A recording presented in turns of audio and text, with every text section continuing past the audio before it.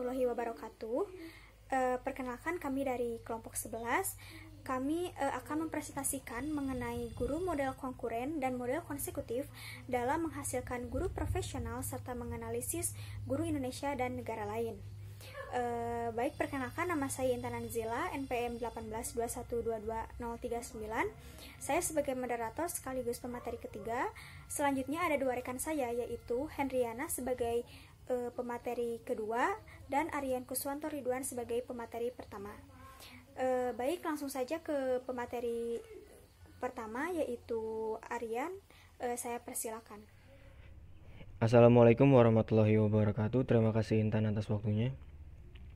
Untuk mewujudkan pendidikan yang bermutu, salah satu instrumen penentunya adalah guru yang berkualitas, yakni guru yang profesional, bermartabat, dan tentunya sejahtera. Pada pembahasan kali ini, saya Rian Kuswanto Ridwan, 142122086, akan menjelaskan bagaimana cara menghasilkan guru profesional dari model konkuren dan konsekutif. Mari kita bahas satu persatu. Guru profesional dari guru konkuren dan konsekutif. Guru profesional. Apa itu guru? Guru adalah sebuah profesi. Dan profesi adalah pekerjaan yang membutuhkan pelatihan pendidikan khusus, yang tujuannya adalah untuk memberikan nasihat objektif dan layanan kepada orang lain yang tidak diminati oleh orang lain. Suatu profesi biasanya memiliki asosiasi profesi. Contoh asosiasi guru yang ada di Indonesia adalah PGRI, atau Persatuan Guru Republik Indonesia, yang memiliki kode etik serta proses sertifikasi dan lisensi seperti ijazah dan sertifikat yang khusus untuk membantu profesi tersebut. Profesional ialah anggota dari suatu profesi atau siapa saja yang mencari nafkah dari aktivitas profesional tertentu. Mereka memiliki profesi atau pekerjaan yang dilakukan dengan memiliki kemampuan yang tinggi dan berpegang teguh kepada nilai moral yang mengarahkan serta mendasari perbuatan. Konsekutif dan konkuren dalam Kamus Besar Bahasa Indonesia 2005. Konsekutif berarti berurutan tanpa rumpang atau terstruktur, sedangkan konkuren berarti persaingan atau perlawanan. Selanjutnya, keberadaan guru yang bermutu merupakan syarat mutlak hadirnya sistem dan praktik pendidikan yang berkualitas. Sistem adalah perangkat unsur yang secara teratur saling berkaitan sehingga membentuk suatu totalitas. Susunan yang teratur dari pandangan, teori, asas, dan sebagainya. Dan pendidikan adalah usaha sadar secara sistematis dan berencana untuk mengembangkan kemampuan, sikap, dan perilaku individu dalam masyarakat. Tujuan dari adanya guru yang bermutu adalah membentuk manusia yang berpancasila dan membentuk manusia Indonesia yang juga sehat jasmani dan rohaninya, memiliki pengetahuan dan keterampilan, dapat mengembangkan dan bertanggung jawab, memiliki sikap demokrasi dan penuh tenggang rasa, dapat mengembangkan kecerdasan yang tinggi dan disertai budi pekerti yang luhur, mencintai bangsanya dan mencintai manusia sesuai dengan ketentuan Undang-Undang Dasar 1945. Mari kita kembali ke syarat mutlak hadirnya sistem dan praktik pendidikan yang berkualitas, yaitu keberadaan guru yang bermutu. Mutu untuk kerja profesional yang sempurna harus dikembangkan secara terus-menerus. Lulusan lembaga pendidikan tenaga kependidikan hendaknya memiliki perangkat kemampuan yang diperlukan untuk memberikan layanan profesional. Tujuan pendidikan guru adalah 1. Guru dapat menguasai bahan ajar. Guru dapat menguasai teori dan keterampilan keguruan. Guru memiliki kemampuan untuk memperagakan. Guru memiliki sikap, nilai, dan kepribadian. Guru memiliki kemampuan melaksanakan tugas profesional lain dan tugas administrasi rutin. Kemudian adapun komponen-komponen sistem pendidikan guru yang dapat mengembangkan mutu kerja profesional sempurna secara terus-menerus sebagai berikut. 1. Lulusan. 2. Calon siswa atau mahasiswa. 3. Proses pendidikan guru. 4. Manusia. 5. Metode. 6. Materi. 7. Evaluasi. 8. Umpan balik. Dan 9. Masyarakat. Dalam hubungan ini, sistem pendidikan dirancang dan dilaksanakan oleh orang-orang yang ahli dalam bidangnya. Keahlian yang dimiliki oleh tenaga kependidikan didapatkan setelah menempuh program pendidikan guru pada suatu lembaga pendidikan guru tertentu. Penyediaan guru berbasis perguruan tinggi ini mendidik tenaga pengajar di jenjang perguruan tinggi dengan cara membentuk suatu fakultas yang khusus untuk mendidik dan mempersiapkan mahasiswa atau mahasiswinya untuk menjadi guru. Contohnya, Fakultas Keguruan dan Ilmu Pendidikan. Contohnya, model konsekutif. Model konsekutif adalah suatu model penyelenggaraan pendidikan guru yang menyiapkan calon guru yang dilakukan dalam satu fase antara penguasaan bidang studinya atau subjek matter dengan kompetensi pedagogi atau ilmu kependidikan. Namun realitanya, dalam dunia pendidikan terdapat guru yang bukan dari lulusan lembaga pendidikan guru. Profesi kependidikan menuntut kompetensi profesional terhadap para guru, yang menimbulkan para lulusan ilmu murni harus melaksanakan program akta atau persyarikatan sertifikasi dan pengalaman yang luas, yang antara lain diperoleh dari institusi pendidikan guru yang bermutu, relevan dengan kebutuhan lapangan, dan berlangsung secara berkesinambungan. Profesionalisasi berbasis institusi ini adalah calon guru yang bermodel konkuren. Perbedaannya terletak pada fakultasnya. Fakultas-fakultas yang berasal dari satu jenis keilmuan saja, contohnya Institut Teknologi Bandung, hanya mengarah pada rumpun ilmu alam. Maka dari itu, asumsi yang dipakai dalam model ini menghendaki penyiapan guru dilakukan dalam napas atau rangkaian yang berbeda. Artinya, calon guru sebelumnya tidak dididik dalam setting LPTK. Mereka adalah para sarjana bidang ilmu, kemudian setelah itu menempuh pendidikan lanjutan di LPTK untuk memperoleh akta kependidikan yang selama ini diposisikan sebagai lisensi profesi guru. Kelembagaan pendidikan keguruan di Indonesia telah mengalami perubahan dan perkembangan mulai dari kursus-kursus sampai kepada lembaga pendidikan prajabatan seperti pendidikan guru, Fakultas Ilmu Keguruan dan Ilmu Kependidikan atau FKIP yang merupakan bagian dari universitas, dan Institut Keguruan dan Ilmu Pendidikan atau IKIP. Dalam bentuknya yang sekarang ini, IKIP dan FKIP merupakan lembaga yang hampir lengkap menyelenggarakan pendidikan tenaga kependidikan mulai dari SD sampai SLTA. Akan tetapi, dikarenakan tercabutnya akar filosofis teoretik ilmu pendidikan berakibat pada hilangnya identitas pendidikan sebagai disiplin ilmu. Dunia ilmu pendidikan dan komunitas pendidikan terjebak semakin dalam pada perdebatan praktek pendidikan yang tidak bisa diruntut kembali, di mana akar filosofis teoretiknya serta mengajak komunitas kependidikan, khususnya ilmuwan pendidikan, membuat taksonomi yang tegas antara ilmu pendidikan dan praktek pendidikan, di mana praktek pendidikan harus mengabdi kepada ilmu pendidikan. Salah satu buktinya adalah keinginan pemerintah menyerahkan pendidikan calon-calon guru sekolah menengah untuk berbagai mata pelajaran subjek matter kepada universitas yang membina ilmu non-kependidikan dan tidak lagi kepada IKIP atau LPTK. Kegoyahan pemikiran dan kebijakan pendidikan nasional semakin keras di tengah era sekarang ini. Salah satu kritik yang sulit dilawan atau diberikan bantahannya adalah klaim bahwa kebobrokan kehidupan adalah akibat tidak mempunyai dunia pendidikan menunaikan Salah satu kritik yang sulit dilawan atau diberikan bantahannya adalah klaim bahwa kebobrokan kehidupan adalah akibat tidak mampunya dunia pendidikan menunaikan tugasnya selaku desainer sumber daya manusia. Hal ini ditujukan kepada perguruan tinggi, pendidik tenaga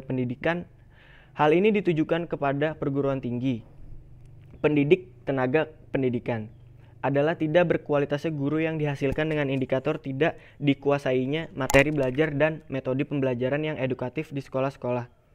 Klaim lainnya adalah tidak ada jabatan formal yang bisa menempati atau dapat menerima lulusan FKIP, itu khususnya di Departemen Pendidikan Nasional. Dengan situasi itu, maka pemerintah tidak bisa mengalokasikan pengangkatan mereka sebagai guru atau tenaga kependidikan. Berdasarkan alasan itu, keberadaan FKIP tidak perlu karena hanya akan menghasilkan pengangguran. Terima kasih, saya kembalikan kepada Intan. Baik, terima kasih Aryan atas penyampaian materinya. Materi selanjutnya yaitu akan disampaikan oleh Hendriana. Saya persilakan. Baik, terima kasih atas waktunya. Pada pembahasan kali ini, saya Hendriana, NPM 182122071, akan melanjutkan materi yaitu tentang mengidentifikasi perbedaan guru model konsekutif dan model konkuren. Baik, langsung saja. Yang pertama yaitu model konkuren atau model seiring. yaitu suatu model penyelenggaraan pendidikan guru yang menyiapkan calon guru yang dilakukan dalam satu nafas atau satu fase antara penguasaan bidang studinya atau subjek maternya dengan kompetensi pedagogi ilmu kependidikan. Adapun model konkuren ini mengasumsikan bahwa calon pendidik atau calon guru sejak awal harus merasakan iklim atau menyadari profesionalitasnya sebagai seorang guru.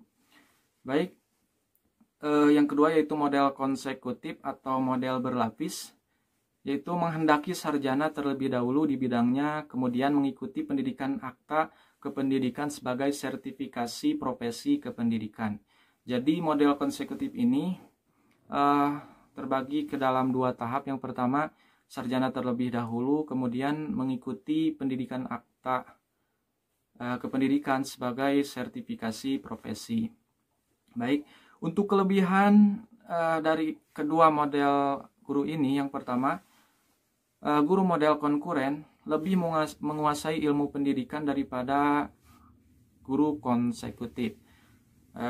Sedangkan guru konsekutif itu sendiri lebih menguasai materi belajar.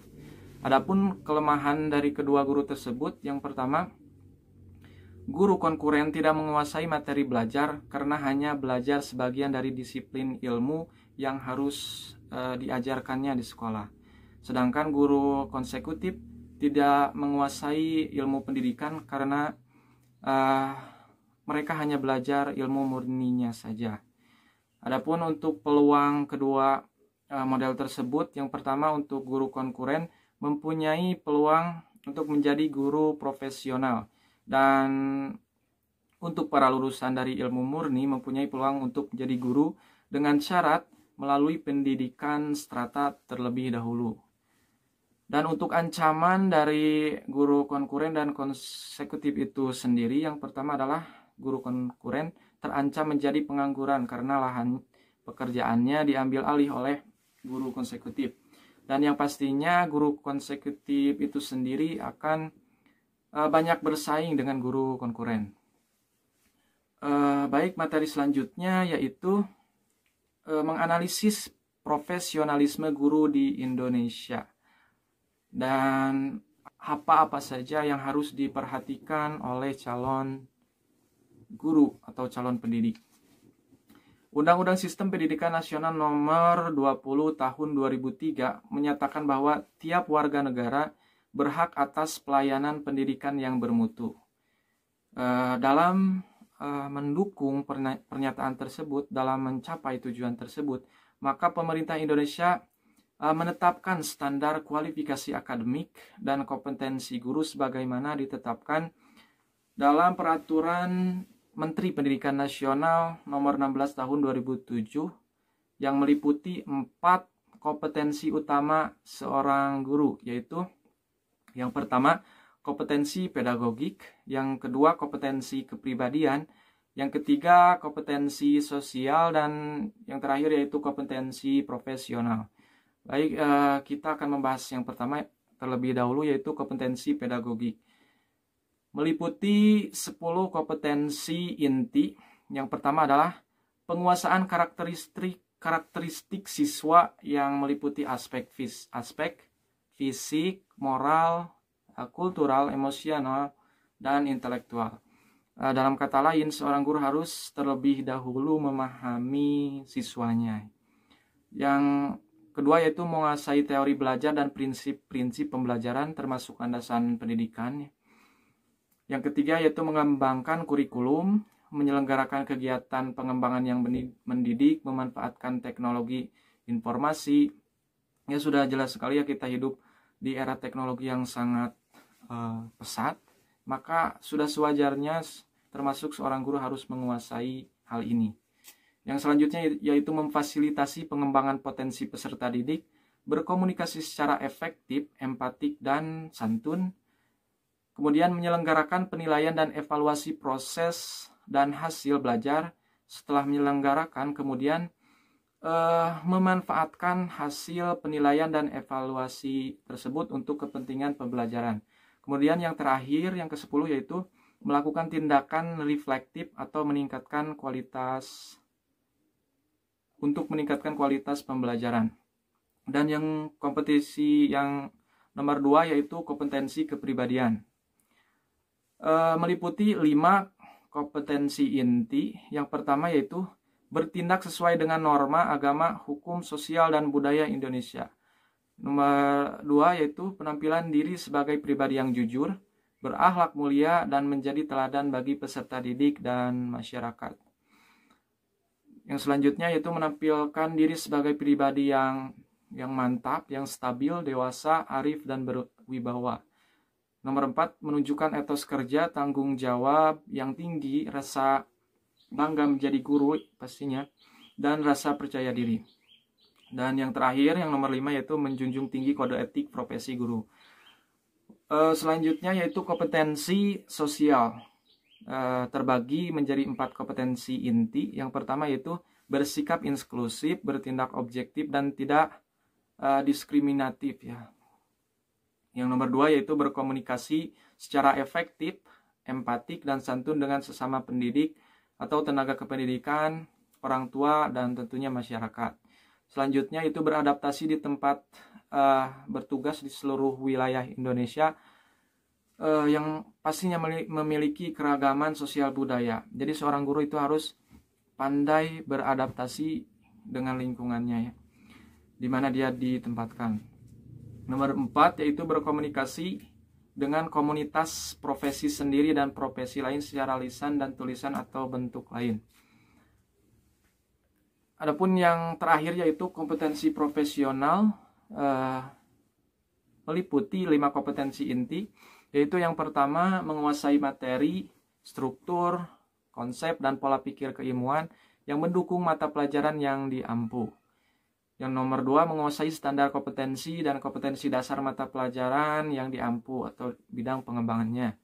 Yang nomor 3 yaitu mengembangkan materi pelajaran yang diampu secara kreatif. Lalu mengembangkan keprofesionalan secara berkelanjutan dengan melakukan tindakan reflektif seperti yang tadi ya. Lalu yang terakhir yaitu masih sama memanfaatkan teknologi informasi dan komunikasi untuk mengembangkan diri. Jadi daya adaptasi guru pada keempat ruang lingkup yang telah saya sebutkan tadi ya, kompetensi pedagogik, kompetensi kepribadian, sosial, dan profesional, bergantung pada adaptasi guru pada keempat ruang tersebut. Seberapa kuat daya belajarnya sehingga meningkatkan daya adaptasinya melalui penguasaan ilmu, pengetahuan, dan keterampilan terbaik dalam melaksanakan tugas profesinya sebagai seorang pendidik, sebagai seorang pengajar, dan pelatih. Mungkin sekian yang bisa saya sampaikan. Terima kasih. Baik, terima kasih Henry atas penyampaian materinya. Nah, poin selanjutnya yaitu apa sih kelemahan guru yang ada di Indonesia dibandingkan dengan guru-guru di negara lain. Nah, kami di sini akan memberikan satu contoh perbandingan kualitas guru di Indonesia dan Finlandia. Yang pertama, guru-guru di Indonesia cara pembelajarannya dipenuhi dengan tes evaluasi seperti ulangan harian, ulangan blok, ulangan mid semester, ulangan umum atau kenaikan kelas, dan ujian nasional. Nah, di Finlandia sebaliknya, yaitu mereka menganut kebijakan mengurangi tes. Jadi mengurangi tes jadi sesedikit mungkin. Tak ada ujian nasional sampai siswa yang menyelesaikan pendidikan SMA mengikuti matriculation examination untuk masuk PT. Nah, yang kedua yaitu guru di Indonesia sangat terpaku dengan KKM atau kriteria ketuntasan minimal, menyebabkan siswa yang gagal tes harus mengikuti tes remedial dan masih ada yang tinggal kelas juga. Nah, sebaliknya jika di Indonesia menganut hal tersebut, sebaliknya di Finlandia itu menganut kebijakan automatic promotion. Nah, maksudnya naik kelas otomatis. Guru siap membantu siswa yang tertinggal sehingga semua siswa itu naik kelas, seperti itu.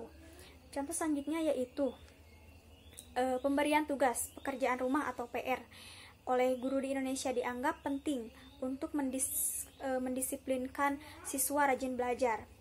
Padahal sebaliknya, jika guru-guru di Finlandia itu PR masih bisa ditolerir, tapi maksimum hanya menyita waktu setengah jam waktu anak belajar di rumah. Jadi tidak banyak memberikan PR untuk anak di rumah. Selanjutnya yaitu kualifikasi guru SD di Indonesia masih mengejar setara dengan S1, sedangkan di Finlandia semua guru tamatan S2. Jadi bisa dibilang semua guru yang ada di Finlandia itu berkompeten seperti itu. Selanjutnya yaitu Indonesia masih menerima calon guru yang lulus dengan nilai pas-pasan, sedangkan di Finlandia the best 10 lulusan universitas yang diterima menjadi guru seperti itu. Selanjutnya yaitu guru di Indonesia sibuk membuat silabus dan RPP mengikuti model dari pusat dan memaksa guru memakai buku pelajaran BSE atau buku sekolah elektronik. Sedangkan di Finlandia, para guru bebas memilih bentuk atau model persiapan mengajar dan memilih metode serta buku pelajaran sesuai dengan pertimbangannya dan keinginannya. Seperti itu. Selanjutnya, jarang sekali guru di Indonesia yang menciptakan suasana proses belajar mengajar itu menyenangkan, seperti learning is fun. Di Indonesia itu sangat jarang sekali guru yang seperti itu, paling ada 1-2 orang lah ya. Sedangkan di Indonesia pun guru-guru bahkan lebih didominasi dengan metode belajar mengajar satu arah seperti ceramah yang membosankan menurut kami. Sedangkan di Finlandia kebanyakan guru menciptakan suasana belajar yang menyenangkan melalui implementasi belajar aktif dan para siswa belajar dalam kelompok-kelompok kecil, sehingga motivasi intrinsik siswa adalah kata kunci keberhasilan dalam belajar. Baik, sekian presentasi dari kelompok kami. Terima kasih atas perhatian teman-teman. Dan bila ada yang bertanya, nanti kita buka pertanyaan di WhatsApp group. Wassalamualaikum warahmatullahi wabarakatuh.